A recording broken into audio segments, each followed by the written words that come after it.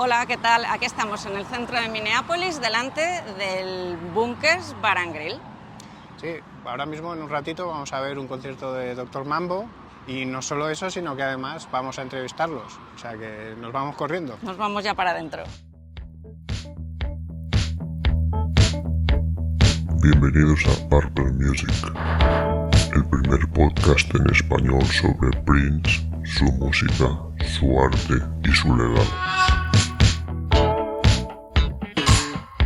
This is the dawning of a new podcast revolution.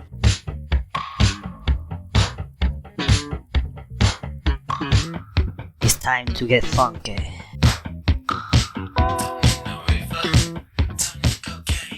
Hi everyone, we are Purple Music and we are here at the Bunkers Bar and Grill in Minneapolis, where Dr. Mambo's Combo, the legendary band from Minneapolis, are playing tonight. And we have here some of the members, Brian, Margaret, and Julius. So, hello guys. Hello. Hello. And thank you very much for giving us this interview. It's a pleasure. Okay, so first of all, you have recently celebrated the 36th anniversary of the band. So congratulations. That's something. Woo. But could you explain to our audience what is Dr. Mambo's Combo and what's the origin of the band? Well, it's almost difficult to explain what Dr. Mambo's Combo is. I think it started off as something spontaneous and became something regular. And I've been in the band for 31 of those years, but there's only one of us who has been there from the beginning. So maybe, Margaret, you want to talk about what it was like in the beginning. In the very, very beginning. Hold that. All right. In the very, very beginning, it was almost like a dream because we knew that we were going to do something that made sense and something that would be wonderful. And we knew that we had the music in us and we were ready to explode with our musicality, I guess. Okay. And it's been fun. Well, all of you have a very interesting trajectory musically, but which is your musical background and how did you become members of this band? We just started hanging out at Bunkers. What do you remember how we started? I don't remember how you started, Margaret. I do remember how I started, and I was living in Atlanta at the time, and I knew a bunch of people who were from Minneapolis, and they all were encouraging me to move to Minneapolis. They knew I loved Prince, and but I really didn't have any interest in coming back to cold weather. Yes. But they bought me a plane ticket, and on my very first night in town, they wanted me to come down to Bunkers because Dr. Mambo's Combo was Prince's favorite band. So I came to hear Dr. Mambo's Combo, and it was surreal walking in to see the beautiful, diverse group of people. And were bikers, and there were hippies, and there were people in fedoras, and there was just a wide variety of people. And my friends were trying to implore the band leader to get me to sing. And he said, "I'd love to hear you sing, kid, but Prince is sitting in tonight." And so the very first day I was in Minneapolis, Prince and Sheila E. sat in with Dr. Mambo's Combo, and I was hooked before that. But after that, I came every week, and I think 6 months later, they invited me into the band. It was dreamy. Z, you want to tell about how you got here? Oh, man. I don't have quite that origin story, but I moved to Minneapolis about 20 years ago. And, of course, started coming down here. I think the first time I actually came down here, you guys can't see it, but there's a popcorn machine in the back. And like, the musicians just kind of like naturally gravitate towards the popcorn machine. So I sat down, and I didn't know who he was at the time. He was this guy who had this crazy afro. I soon found out it was Sonny Thompson. Sonny, yes. And I was just blown away by the band. My very first time, seeing like live music in town, and it was Dr. Mambo's Combo just blazing on Earth, Wind, and Fire songs, and Donny Hathaway, and Shaka Khan, and all that stuff. And I just started coming down a little more often, and then when it was time for a change, I was the guy. He was Yeah. couldn't resist him. Yeah. Too good.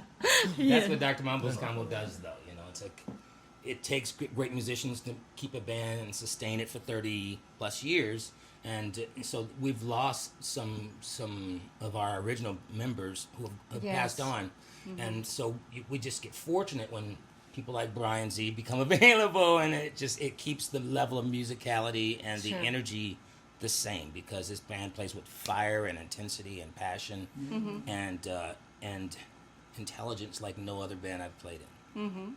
Perfect. You play here every Sunday. And what's the criteria for choosing the songs in each set list? I think historically, it was whatever Michael Bland wanted to play at the time. It was just whatever he decided he wanted to play. It was sort of what we played. I think. That's true. Yeah, I think, Michael yeah, had a he lot just- of influence. Yeah. That way. And so now the drummer, for the most part, still makes the set list. And, Okay. And every now and then we'll protest, but not very often. Right. Well, next Wednesday, as we were saying before, you are gonna play at the Parkways Theater Yeah. to celebrate Prince's birthday with a concert named "Forever in My Life," a birthday tribute to Prince. Yes. What can we expect from this concert, and it will have any surprises? Oh, I don't think you can pay tribute to Prince and not have surprises. Sure. I think it's part of the it's part and parcel to what comes with the idea that he was spontaneous but I think we're going to play some songs that might surprise people. The title of the show is kind of an indicator that we'll do that. Yeah. But when Brian and I were putting together the show, we obviously are cognizant of songs that you just have to play. And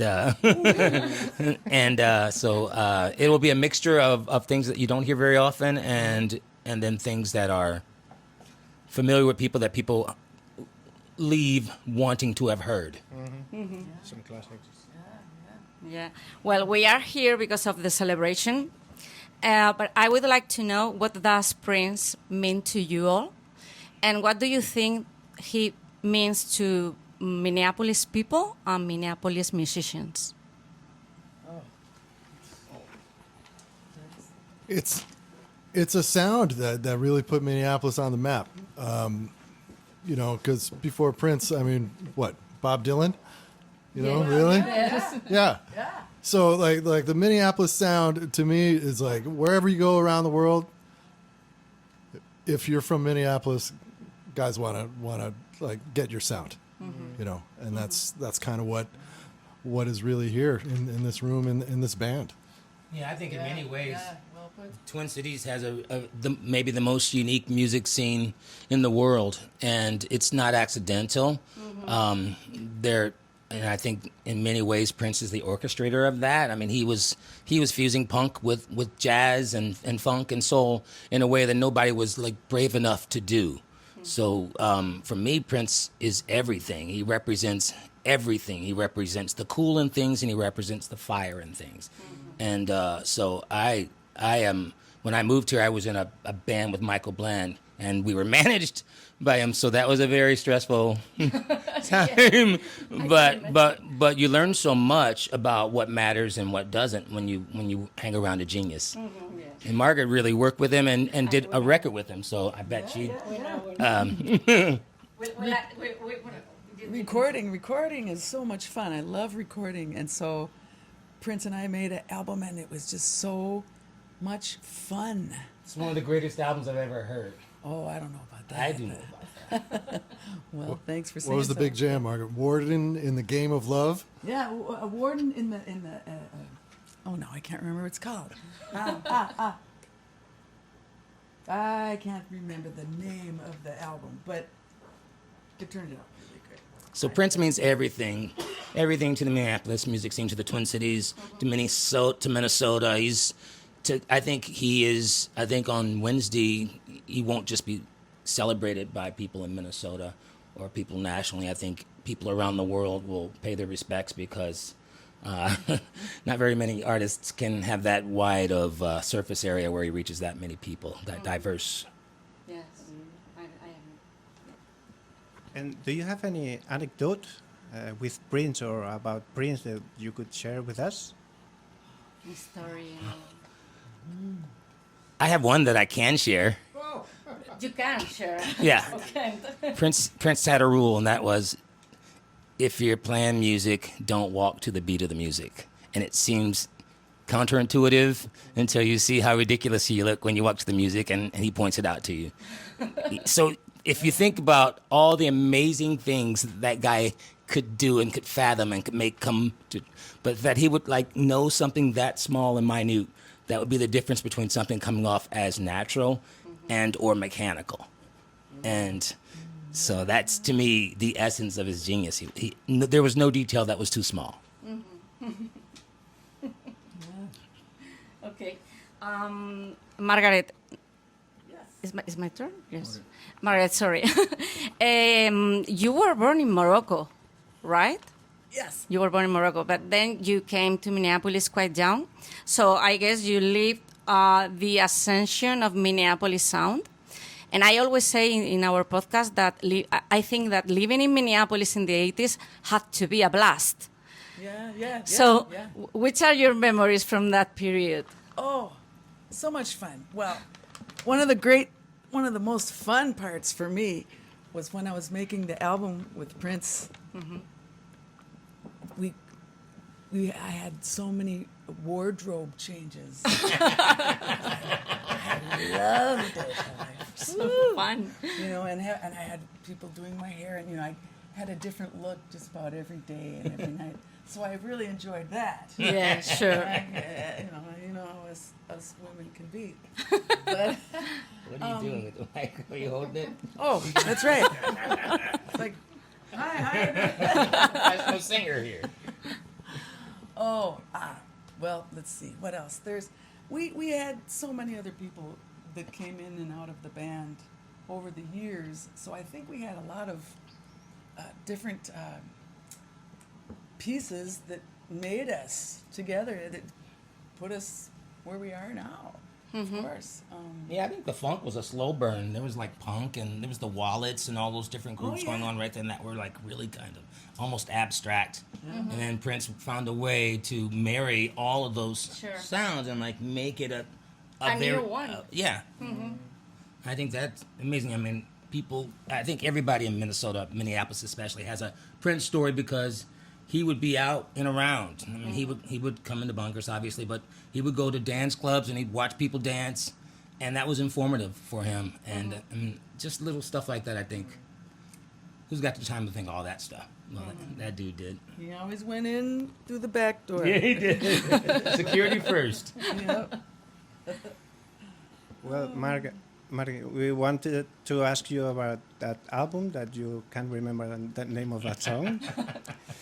So The one that you recorded with Prince. the thing is that we are from Spain, far away, and we all are fans of Prince and just know very well you because of that song you sang in 108 Funk.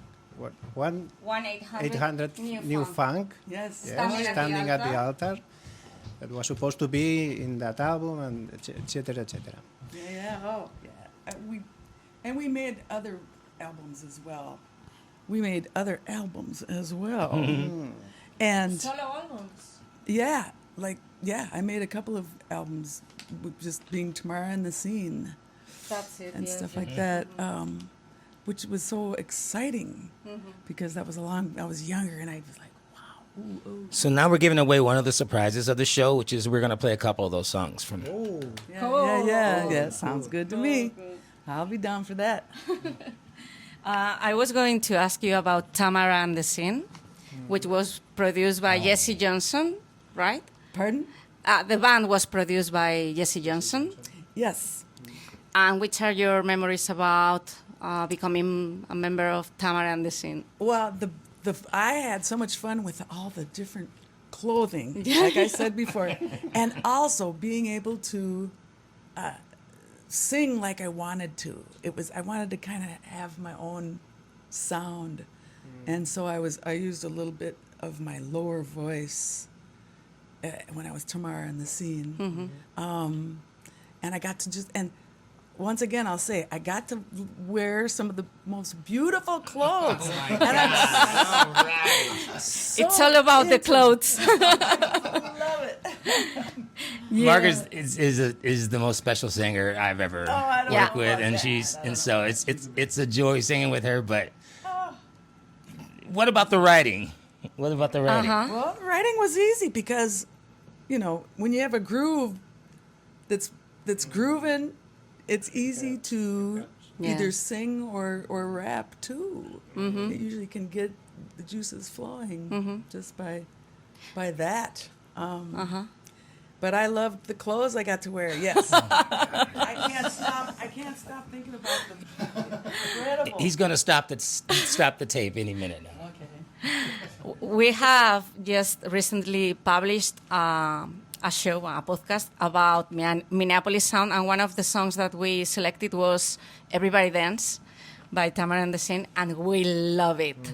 We are in love with your voice. It's I'm glad. I don't know, about it's beautiful.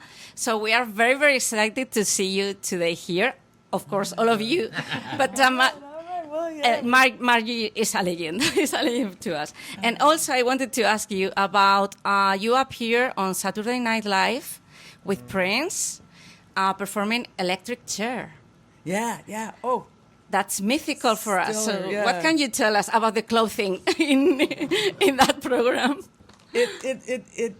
Now, this is a long time ago because, and what that does is it kind of, I forget some of the great clothes that I got to wear because they would let me have them for a while.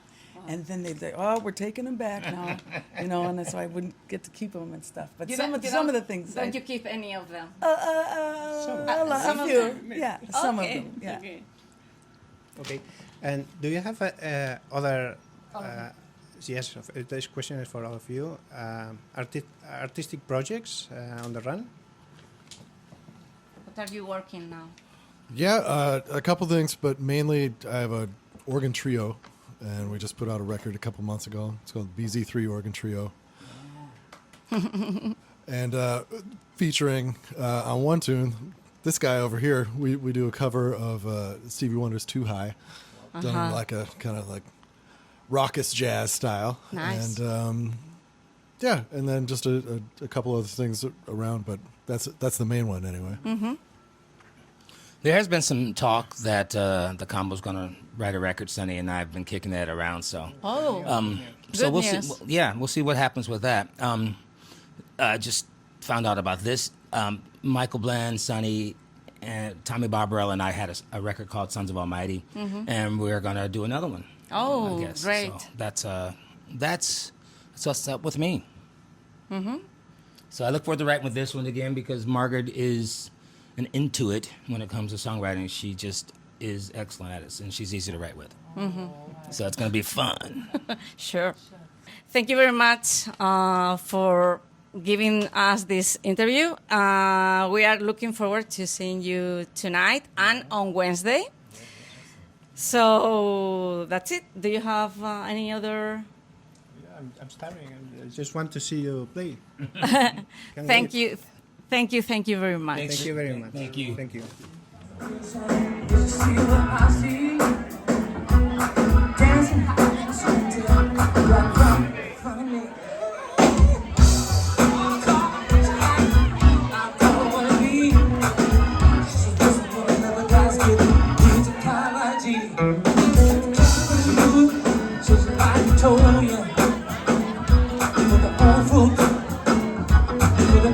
Soldiers, musicology. Come on, y'all.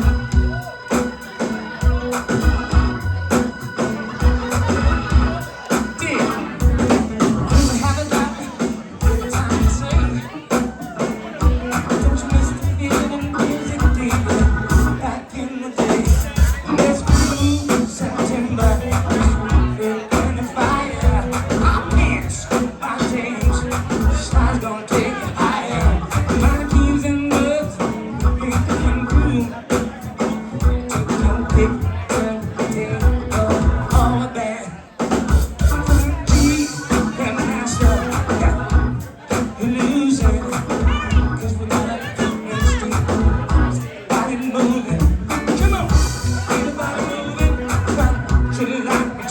old school